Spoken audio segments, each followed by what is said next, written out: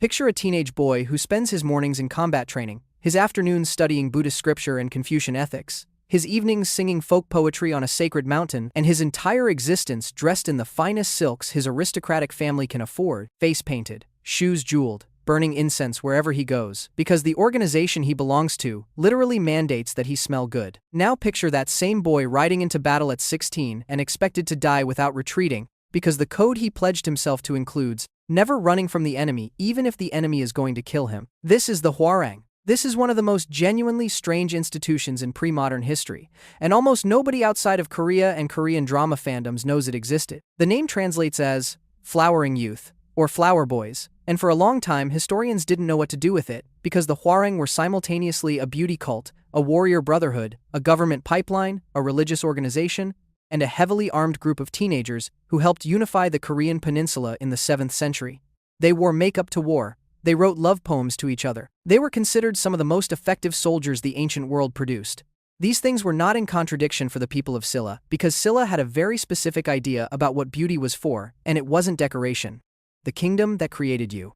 You were born in Silla in the late 6th or early 7th century, and where you're born matters more than almost any other fact about you. Silla is one of the 3 kingdoms of the Korean peninsula, occupying the southeastern portion of what is now South Korea. Its rivals are Goguryeo to the north and Baekje to the west. These 3 kingdoms have been fighting each other, forming alliances against each other, and occasionally fighting Tang Dynasty China together for generations, and the political situation is stable, only in the sense that instability has become the stable baseline. Silla is also one of the more interesting kingdoms sociologically because of its bone rank system, Golpum, a rigid social hierarchy that determines everything about who you are and what you can become. At the top is the sacred bone class, the Seongal, which consists of members of the royal family. Below it is the true bone class, Jingal, aristocrats of the highest non-royal tier. Below those are 6 further headbone ranks that cover the rest of the population in descending status. Your rank at birth determines which government offices you can hold, what kind of house you can live in, the size of your cart, the number of servants you can keep, the color of the clothing you're permitted to wear, and whether you will ever be eligible to become a Hwarang. Because you have to be from the true bone or sacred bone class to join. This is not an institution for everyone. The Hwarang are selected from aristocratic families, and the selection process involves the state, specifically the king and his court choosing the most talented and morally suitable boys from the eligible pool. The criteria include appearance, because the Hwarang are supposed to be beautiful, and moral character, because the Hwarang are supposed to embody virtue, and the connection between those 2 things in Silla's worldview is closer than it sounds. The belief was that outward beauty reflected inward virtue, that a handsome face painted with care and dressed in fine silk was a visible expression of the soul beneath. This is not a culture that separated aesthetics from ethics. They were the same project. Selection. Your father received the notice from the court sometime in your early teens, and the mix of pride and practical calculation in his response tells you everything about what being chosen actually means. This is an honor. It is also an obligation. Boys who are selected for the Hwarang join a group of several hundred youths under a leader called the Kuksan, the national immortal, who is himself chosen from the true bone class. The Kuksan serves for a defined period, then is replaced. The Hwarang organization maintains multiple groups simultaneously, each with its own Kuksan, because Silla needs a constant pipeline of trained, politically vetted young men moving toward positions of military command and government administration. The Buddhist monks who serve as mentors and teachers in the organization have been expecting you. They are some of the most learned men in the kingdom, connected to the state religion, which Buddhism became in Silla during the reign of King Beopheung in the 6th century. Buddhism in Silla is not separate from political life. The Hwarang patron deity is Maitreya, the future Buddha, and Hwarang members consider themselves reincarnations of bodhisattvas. The connection between spiritual practice and martial preparation in the organization is not metaphorical. These monks genuinely believe that the boys in their care are sacred. Your fellow Hwarang will become some of the most important people in your life. The bonds formed within the group are understood to be lifelong and carry specific obligations. The folk songs of Silla, the Hyanga, include examples written by Hwarang members to and about each other, poems of devotion and loyalty that have a tenderness to them that the later militarized reputation of the organization tends to obscure. One poem from the late 7th century, written by a Hwarang member named Tugo about his mentor Chukchi, mourns the passing of youth with a delicacy that has survived 1,300 years. The relationship between Hwarang members, between students and mentors and peers, is expected to be emotionally significant in a way that would read as surprising if you come to this expecting a purely martial institution. The training. The curriculum you follow as a Hwarang covers more ground than almost any educational program in the ancient world, and the range of it reflects the genuine ambiguity in the institution's purpose. You are being prepared to serve the state, but the state of Silla needed people who could do multiple things simultaneously. So your training attempts to produce a person who is all of them at once. Military training is the component that gets the most historical attention. You learn horseback riding and archery, the two foundational martial skills for an aristocratic warrior in this period. You learn close combat techniques drawn partly from indigenous Korean martial traditions and partly from the fighting methods the Buddhist monks developed through their own rigorous physical practices. The monks' physical training was not separate from their spiritual practice. They believed that a disciplined body produced a disciplined mind, and the Hwarang training system inherited this integration. You will ride into battle when the time comes. You are being physically prepared for that, and the preparation is serious. But the 5 relationships, Sesok Oji, created by the monk Wonhwa in the early 7th century, are the code you actually live by, and they are not a military code. They are an ethical code with military applications. Serve the king with loyalty. Serve your parents with filial piety. Always maintain loyalty to your friends. Never retreat in battle. Never kill unnecessarily. The last 2 points create a useful tension that the system does not fully resolve. Never retreat and never kill unnecessarily are commitments that could easily contradict each other in actual combat, and the resolution of that tension through individual judgment is part of what the training is supposed to produce. You are being taught to think, not just to obey. You also study the 6 arts, which include ritual, music, archery, charioteering, writing, and mathematics. You study the 3 scholarly occupations. You study the 6 ways of government service, which prepare you for the civil administration roles that many Hwarang members will eventually occupy. The assumption embedded in the curriculum is that you will be a general, a court official, a Buddhist scholar, and a poet, and that these are not different paths but the same one. Kim Il-sung, the greatest general in Silla's history, and one of the architects of Korean unification, was a Hwarang. He is also remembered for his poetry, his religious devotion, and his personal beauty, the appearance. The beauty practices of the Hwarang are the part that confuses modern audiences the most, and they confused early Western scholars enough that some of them simply edited those practices out of their historical accounts because they didn't fit the warrior narrative. Let's be clear about what the sources actually say. The Hwarang wore cosmetics. They painted their faces. They wore jeweled shoes. They wore fine silk clothing. They burned incense so that they smelled good, and this fragrance was part of their public identity. The term hyangdo, fragrant ones, was one of the alternative names for the organization. This was not considered feminine in any problematic sense in the context of Silla. The bone rank system determined what you could wear, and the finest clothes and jewelry were markers of high social status rather than markers of gender in the way that later cultures would understand them. A Hwarang dressed magnificently was displaying rank, virtue, and dedication to the ideal of beauty as ethical expression. When Chinese observers encountered Hwarang during the Tang dynasty period and wrote about the physical beauty of the flower youths, they were registering something that Silla considered a statement about moral quality, not a curiosity about gender. The specific aesthetic involved painting with colors, jeweled shoes that are explicitly mentioned in the historical sources, fine garments, and the consistent burning of incense during the gatherings and processions that were a regular feature of Hwarang life. The sacred mountain retreats involved singing and dancing in these clothes, collectively, in places chosen for their natural beauty. The combination of setting and personal appearance and music was part of the Pungwolto, the way of wind and moon, the philosophical framework that supposedly organized Hwarang practice. What Pungwolto actually meant in detail is not fully clear from the surviving sources, but the emphasis on natural beauty as spiritual practice and personal beauty as ethical expression seems central to it. You will spend years maintaining your appearance at this level, and the maintenance is time-consuming in the way that any serious beauty practice is time-consuming. The incense has to be prepared. The cosmetics have to be applied correctly. The clothes have to be appropriate to the occasion. This is part of the work of being a Hwarang, not separate from it.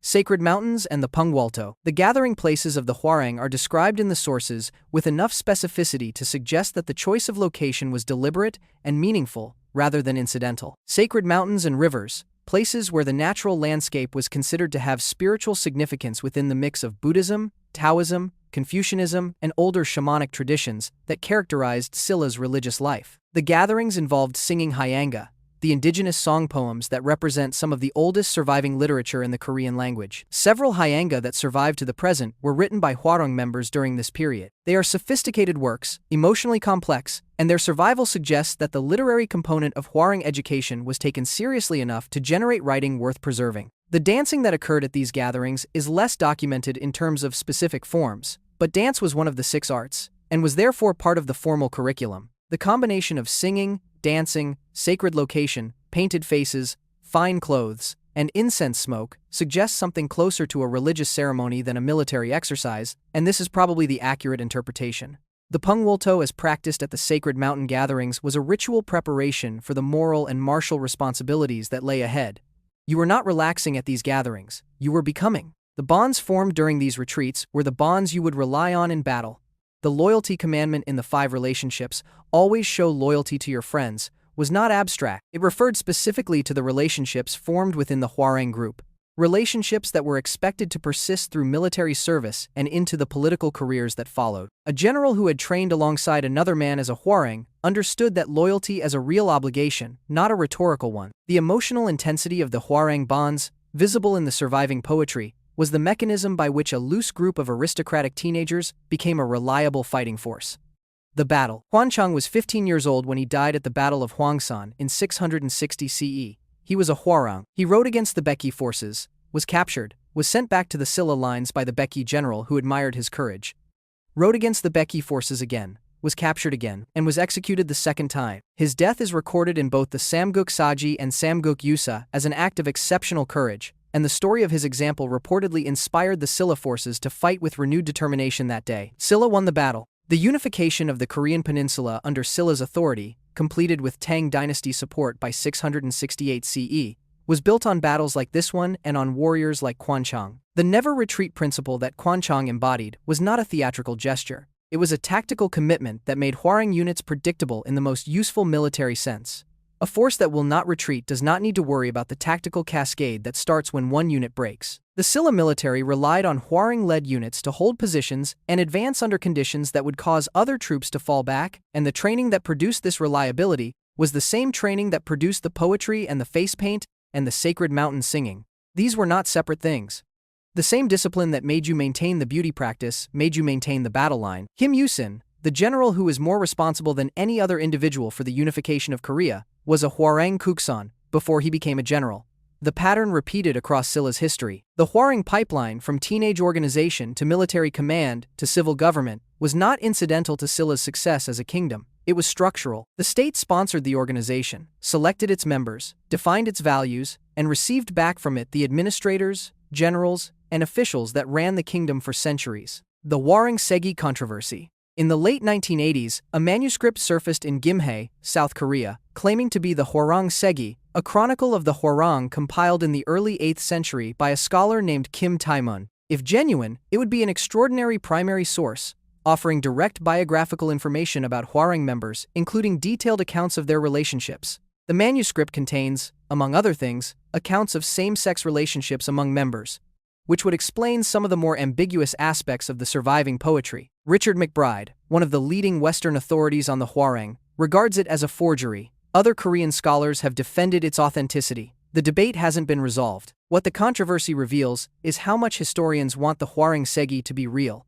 The existing record is tantalizing precisely because it suggests so much and documents so little. The surviving poetry and battle records leave enormous gaps in what we know about daily life inside the organization, what the relationships between members were actually like, what it felt like from the inside to be a flower boy. The fact that a document claiming to fill those gaps appeared at a moment of renewed Korean nationalism is, depending on your level of skepticism, either a remarkable coincidence or a textbook provenance problem. What the women saw.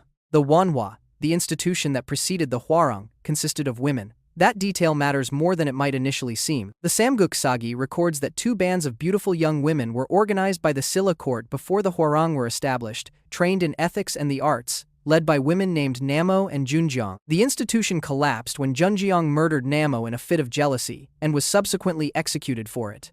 The Hwarang were then established to replace the Wonhwa with a male equivalent. Historians have argued about what the Wonhwa actually were, with some suggesting they may have been court beauties or courtesans rather than a genuine martial or educational organization. The jealousy murder disbanding story has the feel of a foundation myth, the kind of explanatory narrative that ancient sources use to explain why things are the way they are, rather than a reliable factual account. But the existence of the Wonhwa in the historical record, even if the details are uncertain, points to something important about Silla's social structure. Women held significantly more public social authority in Silla than they would in later Korean dynasties. Silla had 3 reigning queens, The predecessor institution to the Hwarang was female. The transition to an all-male organization may reflect the influence of Tang dynasty Confucian norms that progressively restricted women's public roles throughout the Three Kingdoms period. Your mother, if she is from the aristocratic class that produces Hwarang members, is operating in a social environment that is in the process of becoming more restrictive for women without having completed that process. She has more authority within the household, and potentially within the broader social world than her granddaughter will have. She watches you leave for the Hwarang with pride, and with an awareness that the world you are entering is one that was organized without her, around the state's interest in producing useful young men rather than useful young women, and that the institution that might have included her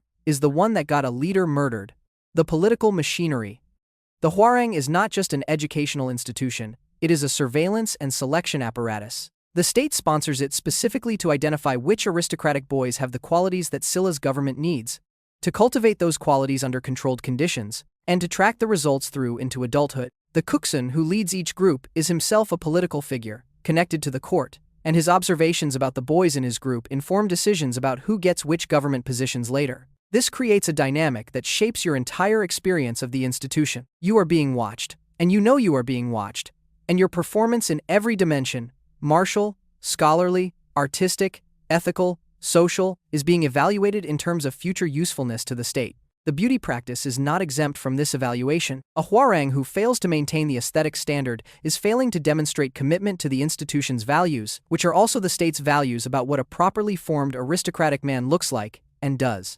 The singing and dancing at the sacred mountain retreats are not private moments of spiritual exploration. They are observed, communally performed, and evaluated for what they reveal about a boy's character and capabilities. Kim Yusin's trajectory illustrates the pipeline at its most effective. He became a Hwarang at a young age, distinguished himself, moved into military command, and eventually became the general who made Korean unification possible. The state invested in him as a boy because the Hwarang system was designed to identify and develop exactly the kind of person he turned out to be. The less famous members moved into administrative positions in the civil service. The breadth of the curriculum was designed to produce people who could function in multiple roles. Flexibility was the point.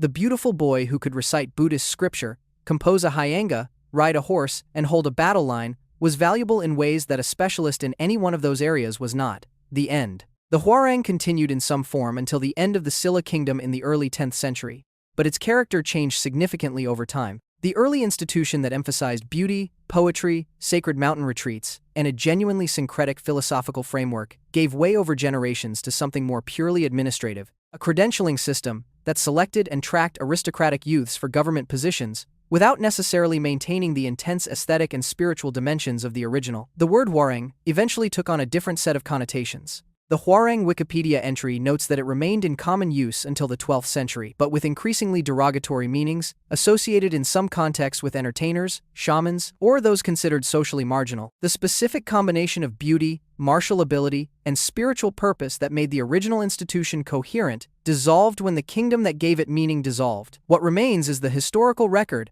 and some extraordinary poetry. The hyanga, written by Hwarang members, are among the most emotionally direct literary documents to survive from ancient Korea. The poems about comrades, about youth passing, about loyalty, about the strangeness of existing in a body that will die while the spirit yearns toward something permanent, these read as human documents rather than artifacts. The boy who wrote about his mentor's face wearing deep furrows was writing about something real, and it survived because someone decided it was worth preserving. The kingdom of Silla lasted from around 57 BCE to 935 CE. The Hwarang as an institution occupied roughly 3 centuries of that span at its height. In those 3 centuries, the flower boys with their painted faces and jeweled shoes and codes of loyalty and beautiful songs helped build and defend and administer one of the more sophisticated states in the pre-modern world. The version of this history that reduces them to either beautiful boys or deadly warriors depending on what a particular audience finds more interesting misses the actual point. They were both, and the both was the point. Silla produced an institution that understood beauty and virtue and military discipline as the same project, pursued through the same training, expressed through the same person. The painted face and the battle line and the sacred mountain poem and the code against retreating were all expressions of the same commitment to becoming a certain kind of person. You can call them flower boys if you want. They would not have minded. They considered it a description. The hyanga they wrote survive.